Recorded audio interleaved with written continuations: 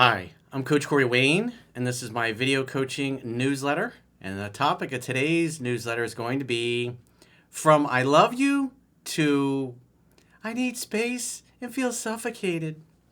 So I've got an email. This is like the classic type of scenario that I would say a lot of guys that come to my work find themselves in. So this particular guy met a woman beginning of the year. They're both in their, I think it's their 40s, he says. Things moved along real well, passionate. Come July of this year, he says, I love you to her first. She parrots it back. They had the best weekend after that they've ever had together. Making love, indoor Olympics, things are amazing. It's like the stuff you see in the movies. And then, on top of that, they were also talking about their moving in together and planning their lives together and all these great things about the future. And then she says she needs space, she feels suffocated, and then on top of that, she tells him that he is needy and clingy. So this is an interesting story because a lot of guys come to my work, they find themselves in a situation like this. So this guy, in essence, is in friend zone. She says that she wants to stay exclusive, but no more intimacy. They want to be boyfriend, girlfriend, but no intimacy. So in other words, she's friend zoning this guy, or has friend zoned him, I should say, and there's no intimacy, but yet he's got to stay exclusive to her. Makes a lot of sense, right?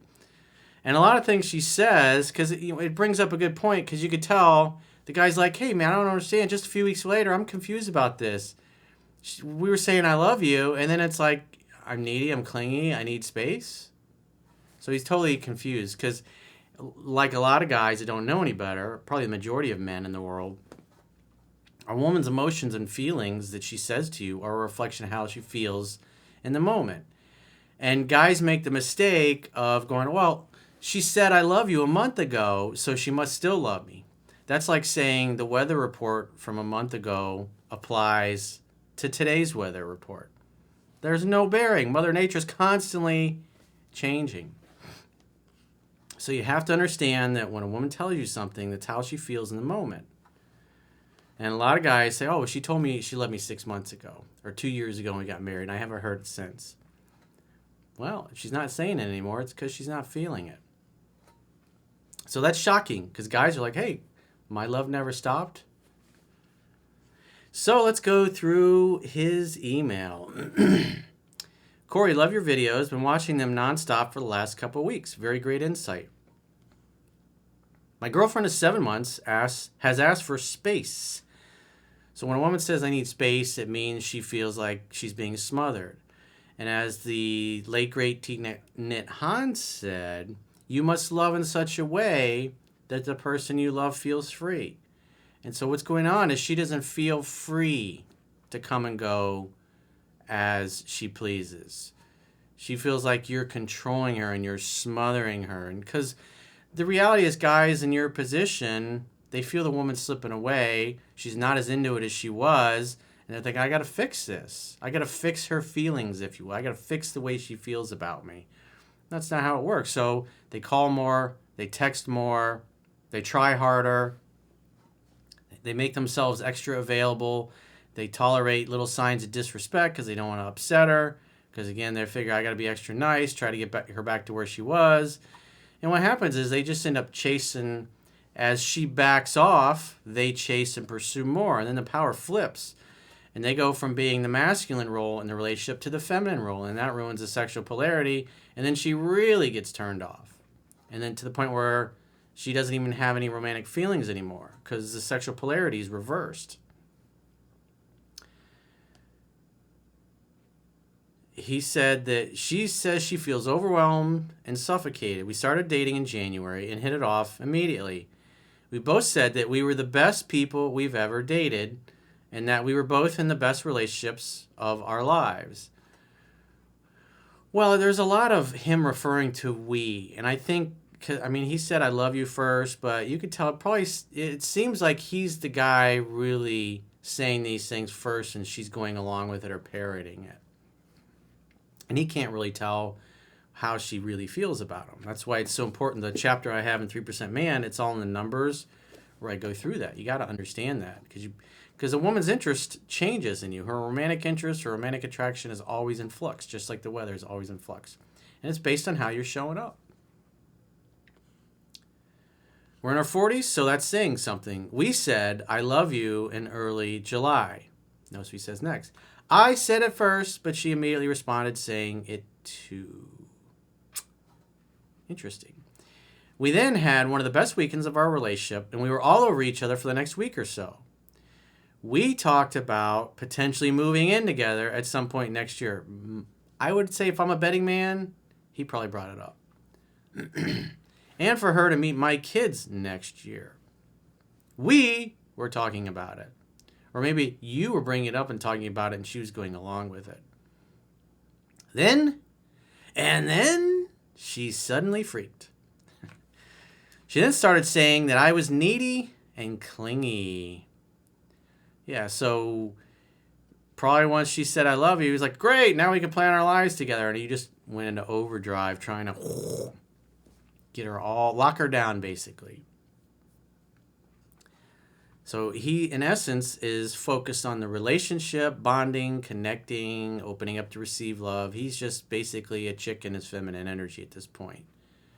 And so looking at the guy he was in the beginning versus the guy he is now. In the beginning, he was a mysterious guy. It was a new thing. He was acting like a man. And now he's the chick in the relationship.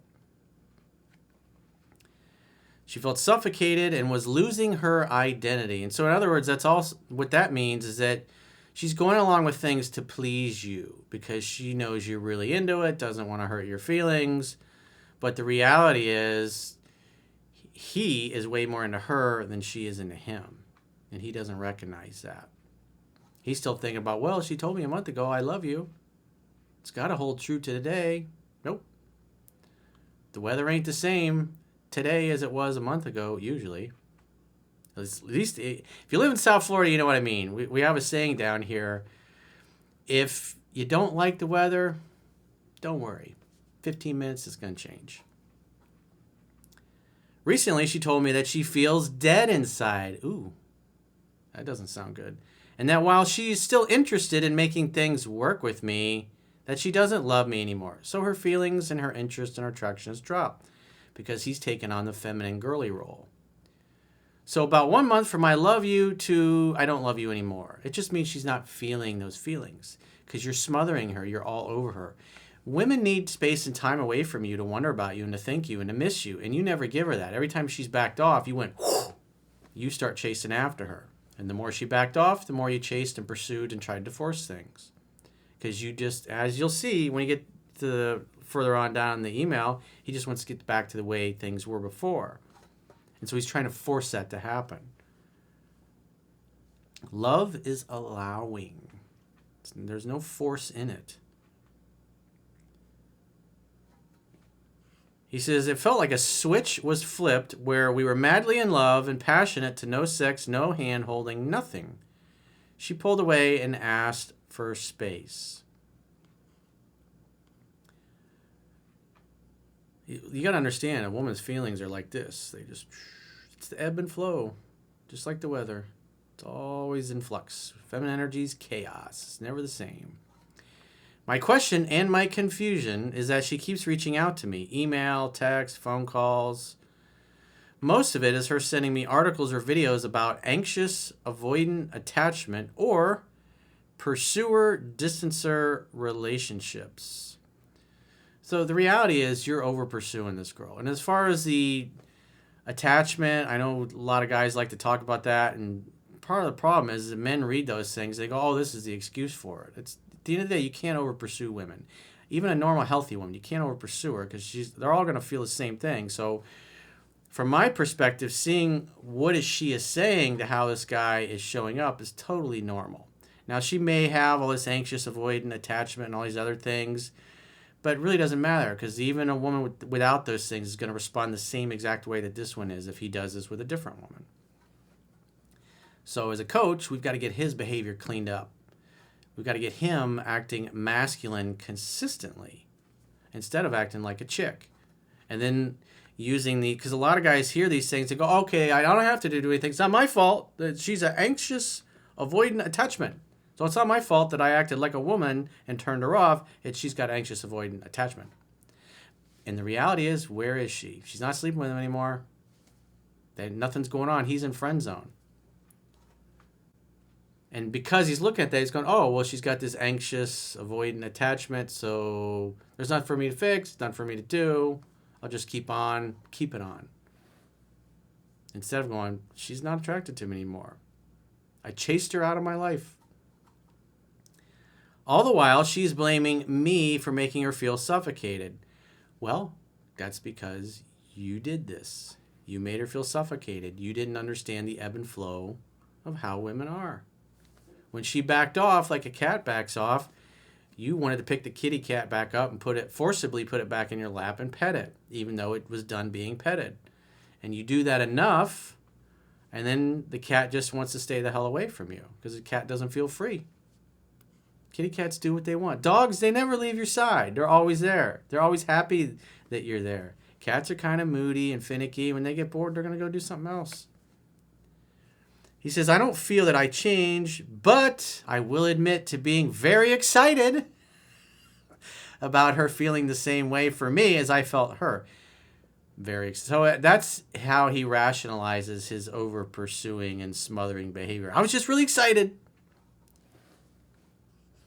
What happened was you felt that she was slipping away, and your reaching out to her became really about constantly trying to find out where you stand with her. And that's not attractive. Men don't do these things. Men who are comfortable, sure of themselves, feel secure in their skin, they don't behave this way. I keep telling her that, quote, I just want things to go back to the way they were. Well, you can't flip a switch and make that happen. It takes time for women to fall in love, and it takes time for them to fall out of love. It took time for her to fall in love with you, and when you started over pursuing and acting needy and trying to force things, that caused her to fall out of love. And in order for her to redevelop those feelings, you need to back off and give her the space she's asked for. She keeps telling me that I'm putting too much pressure on the relationship. Yeah, because he's probably every time they talk, he's trying to fix things. He's like, what's going on? Where you at? What are you thinking?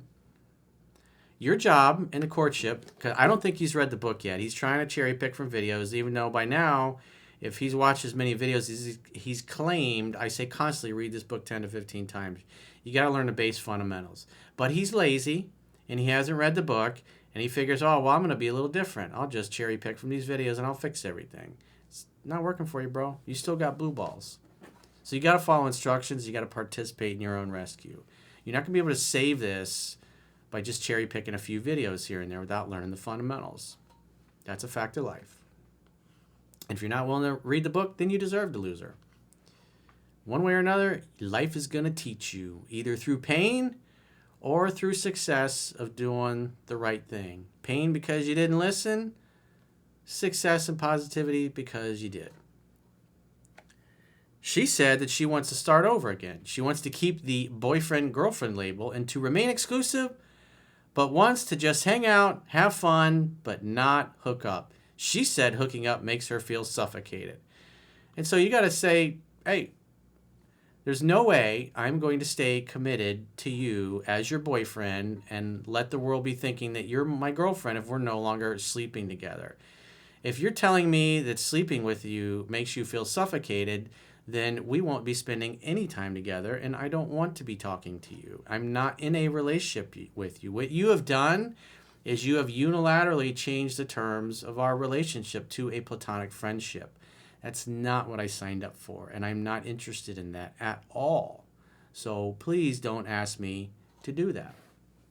If you want a chance to fix things or rekindle things, we can slow it down a little. That's fine with me, but I'm not going to be your platonic friend. That's just not, and then take myself out of the dating game, take myself off the market while you figure it out. It's like, this is not what men do. So you will have to have a conversation with her about that. So he says, how should I handle this? I would be happy to give her all the no contact time she needs to figure stuff out, but she keeps reaching out to me. So as I talk about in 7 Principles Get an Ex Back, when she reaches out, you should assume she wants to see you and invite her over to make dinner at your place in the evening. You're not going to go to lunch. You're not going to pick her up. You're not going to meet her for a friendly coffee. You're not going to do Skype video. You're only interested in getting together to make dinner at your place in the evening, because you got to look at it from this perspective. She has to earn another chance with you, not the other way around. She blew this relationship up. Therefore, she's got to fix it. Not you. She has to fix it. You have to fix your behavior. Your unattractive, unmasculine, feminine, girly, needy, neurotic, over-pursuing type of beta male behavior. You got to knock that shit off.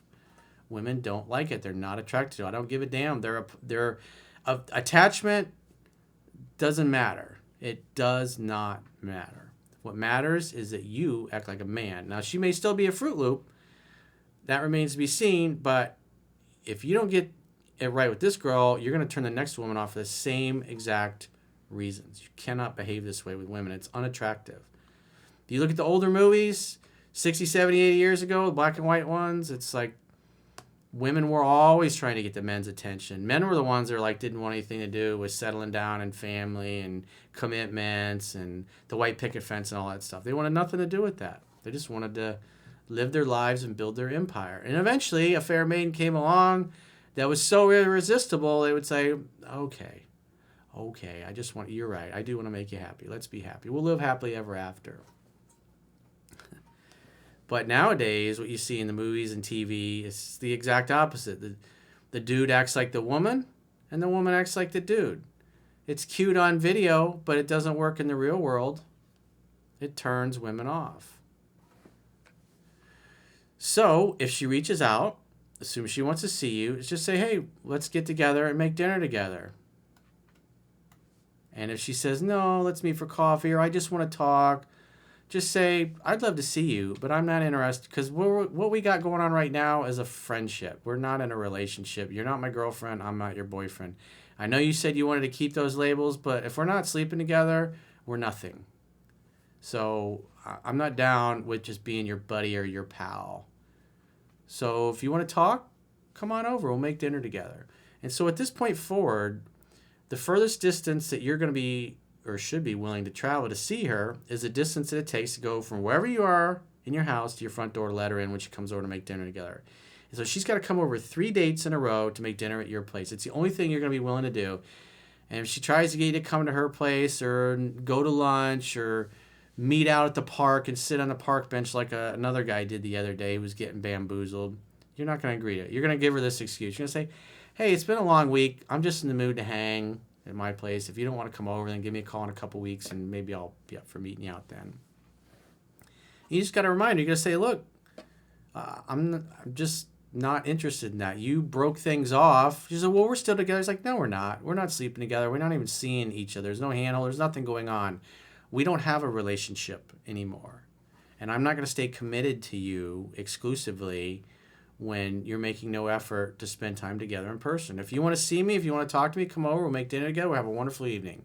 If you don't want to do that, then get in touch when you do. I don't want to be emailing and texting and talking back and forth. If you're not going to make the effort to make things work between us, then I'm going to move on with my life and you can move on with yours. And I wish you all the best. We had a nice little romance for a few months, but you unilaterally changed the terms of it, and I'm not interested in platonic friendship. That's just not going to work for me. And don't bring it up again. Don't ask me to do it. I don't care what the reasons or the excuses are. It's just, that doesn't work for me. I'm not interested in that.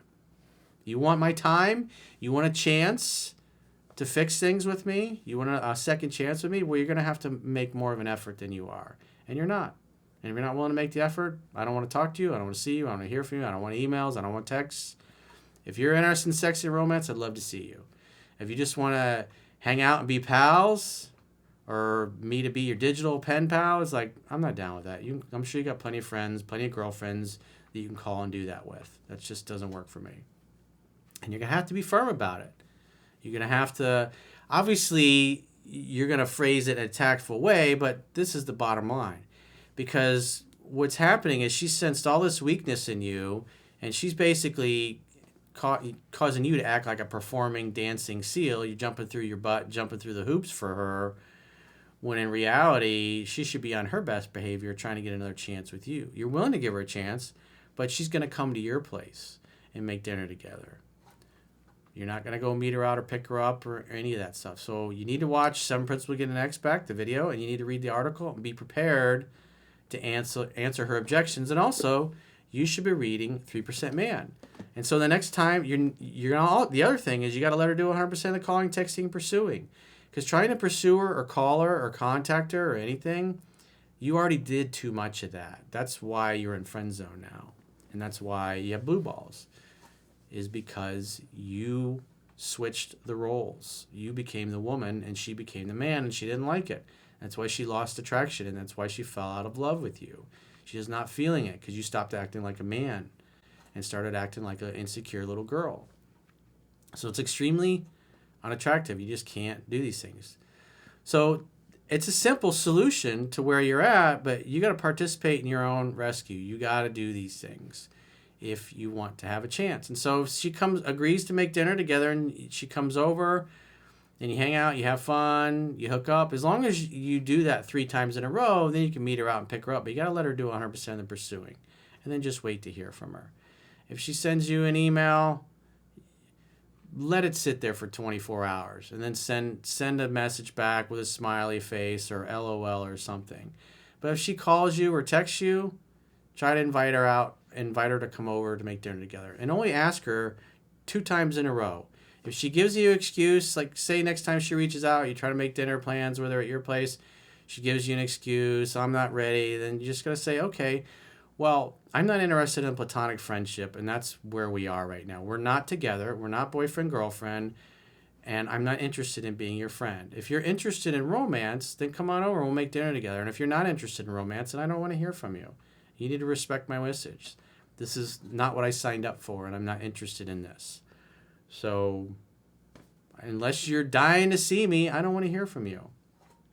And then say she reaches out a few days later. And then, hey, awesome to hear from you. I'd love to see you. Let's get together and make dinner. What's your schedule like? If she goes, oh, well, I'm not ready yet. I just want to see how you were. Just say, well, like I told you last time, I'm not interested in being your friend, and I don't want to hear from you until you want to come see me. And then from that point forward, because now you've asked 2 times in a row and she still won't come over, then the next time she reaches out, send a couple messages back and forth, talk 2 or 3 minutes and say, hey, it was nice hearing your voice, but I got to run. Keep in touch. Talk to you later. Bye. And then get off the phone. And 1 of 2 things will happen. She'll either bring up getting together, or she'll stop contacting you. And if I were you, also, if she won't come over and make dinner plans, then you're going to have to tell her in that conversation that you're not together anymore. You're not boyfriend, girlfriend. You don't have a future together. And you're not committed to her anymore. And you're going to get back on the dating apps, because I think that's, if I'm not mistaken, that's how they met. I could be wrong. But you're going to get back on the dating apps, and you're going to get back. And, you know, if she ever changes her mind in the future and wants to work things out, you'll give her a chance. But if you get serious with somebody else, then, you know, it's been real. So that is the best way to handle this situation. So if you got a question or a challenge, you'd like to get my help, go to understandingrelationships.com, click the products tab at the top of your screen, and book a coaching session with yours truly. Until next time, I will talk to you soon.